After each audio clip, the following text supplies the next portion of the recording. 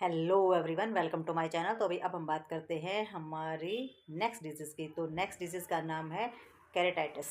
ठीक है, तो केरेटाइटिस के अंदर हमारी आती है हमारी आइज़ की प्रॉब्लम। तो इसमें इंट्रोडक्शंस में इन्होंने बताया है कि केरेटिट्स जो हमारी होती है, इसमें बताया the cornea is the transparent dome at the front of the eyes that cover the iris and pupils.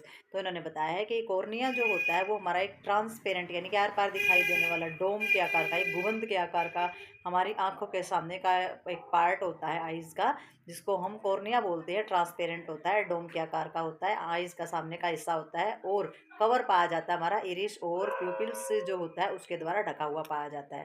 ठीक है, और कैरेटाइट्स जो होता है कैन बी सीरियस कंडीशन। इसकी जो है सीरियस कंडीशन हो सकती है बिकॉज क्योंकि it left untreated for too long it can cause ulcer. अगर इसे लंबे समय तक अगर आप इसका किसी प्रकार का इलाज नहीं कराते हैं तो इसके अंदर क्या हो सकता है, इसके अंदर अल्सर यानी कि छाले हो सकते हैं, which can lead to scarring and blindness. और इसके अंदर स्कार हो जाएंगे यानी कि निशान पड़ सकते हैं और अंधापन भी इसमें हो सकता है। ठीक है, तो इसका जो ट्रीटमेंट है वो समय पर अगर नहीं कराया जाए तो इसकी जो प्रॉब्लम होती है वो और भी ज़्यादा बढ़ती चली जाती है हमारी इस कंडीशन की, मतलब कि कंडीशन खराब हो जाती है और भी ज़्यादा इस डिजीज़ की। ठीक है, तो नेक्स्ट देखते हैं इसमें हम। तो भैया हम इसमें देखेंगे डेफिनेशन में। तो डेफिनेशन में इन्होंने बताया है it is an inflammation of cornea. तो इन्होंने बताया है कि ये क्या होता है, ये हमारे कॉर्निया के अंदर पाई जाने वाली एक सूजन होती है। ठीक है, ट्रू कैरेटिट्स इज़ रेयर। और जो ट्रू यानी कि वास्तविक में जो कैरेटिट्स की जो प्रॉब्लम होती है वो रेयरली पाई जाती है, यानी कि वो जो है कॉमन नहीं होती है, कभी कभी और किसी किसी में वो चीज़ देखी जाती है। तो भाई कंडीशन देख सकते हैं आप आइज़ की। तो इस तरीके से हमारी आइज़ के अंदर ये कंडीशन जो है ये हमारी हो सकती है। ठीक है, तो ये हमारी कंडीशन क्या है कि जो हमारा जो कॉर्निया पार्ट है उसके अंदर किसी भी प्रकार की इन्फ्लेमेशन हो जाना, सूजन हो जाना। ठीक है, तो अब हमारा इसमें देखेंगे कारण क्या क्या रहते हैं। भी फिजिकल शारीरिक रूप से या फिर केमिकल एजेंट की वजह से ये प्रॉब्लम हो सकती है, जैसे कि एब्रेशंस यानी कि आँख के अंदर खरोंच वगैरह हो जाना, मिट्टी वगैरह जो है उसकी दिक्कत से हो सकती है, अल्ट्रावायलेट लाइट का जो चमकीला जो वेव होते हैं वो हमारी जा सकती हैं। ठीक है, तो अल्ट्रावायलेट लाइट की वजह से हो सकती है, डस्ट की वजह से हो सकती है, खरोंच लगने की वजह से हो सकती है, और इन्फेक्शन किसी प्रकार का इन्फेक्शन हमारी आइज़ में हो सकता है। तो ये कारण रह सकते हैं हमारे कॉर्निया के अंदर सूजन आने के।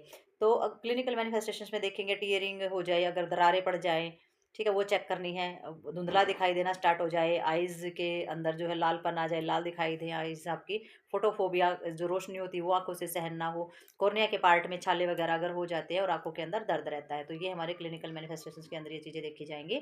डायग्नोस्टिक एवोल्यूशंस में देखेंगे साइन और सिम्टम। तो जो हमारी जो भी ट्रीटमेंट होगा वो हमारे लक्षण और इन सभी चीज़ों के आधार पर होगा। साइन और सिम्टम्स देखे जाएंगे। फिजिकल एग्जामिनेशंस जो होता है वो किया जाएगा डायग्नोस्टिक के अंदर। कॉम्प्लिकेशंस कब होते हैं, समस्याएं कब उत्पन्न होंगी, अगर अंधापन हो जाए या फिर हमारा जो कॉर्नल एरिया होता है उसके अंदर छाले हो जाए, तो ये हमारी कॉम्प्लिकेशंस यानी कि बाधाएं उत्पन्न हो सकती हैं।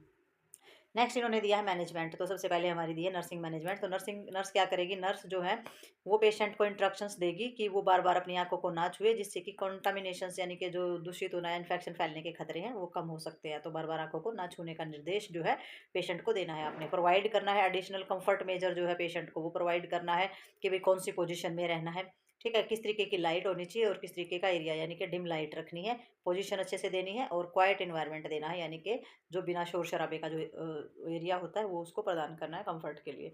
नेक्स्ट उन्होंने बताया है नर्सिंग डायग्नोज। तो नर्सिंग डायग्नोज में क्या क्या देखेगी, फियर और एंजाइटी देखेगी, किसी भी प्रकार की चिंता और डर से रिलेटेड हमारा जो सेंसरी इंप्रूवमेंट है, यानी कि सेंसरी जो चीज़ें हैं उनकी कमी होने के कारण, लैक ऑफ नॉलेज, अज्ञानता की कमी होने के कारण सेंसरी इंप्रूवमेंट जो है उससे रिलेटेड डर है, चिंता है हमारी आइज से संबंधित कोई भी, तो वो आपने चेक करनी है। अक्यूट पेन से रिलेटेड सारी की सारी चीज़ें देखेगी, यानी कि ट्रोमा, चोट लगना, कोई भी एडमिनिस्ट्रेशन होना या एंटी इन्फ्लेमेटरी आइज ड्रॉप्स वगैरह होती हैं, तो ये सारी के सारी देखेंगी। वे पेन वेन की अगर शुरुआत है तो उससे रिलेटेड सारी चीज़ें देखेंगी, चोट तो नहीं लगी है, या फिर जो हमारे आई ड्रॉप्स होते हैं वो डालना, या फिर एंटी इन्फ्लेमेटरी सूजन को कम करने वाले जो हमारी चीज़ें होती हैं वो प्रोवाइड करना।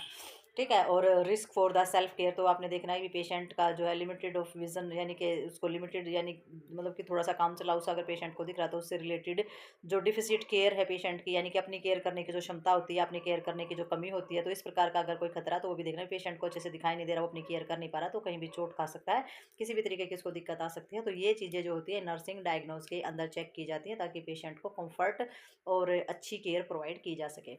ठीक है, तो ये जो डिजीज़ है ये हमारी होती है यहीं पर कंप्लीट। तो मिलते हैं नेक्स्ट डिजीज़ में और नेक्स्ट वीडियो के साथ, तब तक के लिए बाय बाय।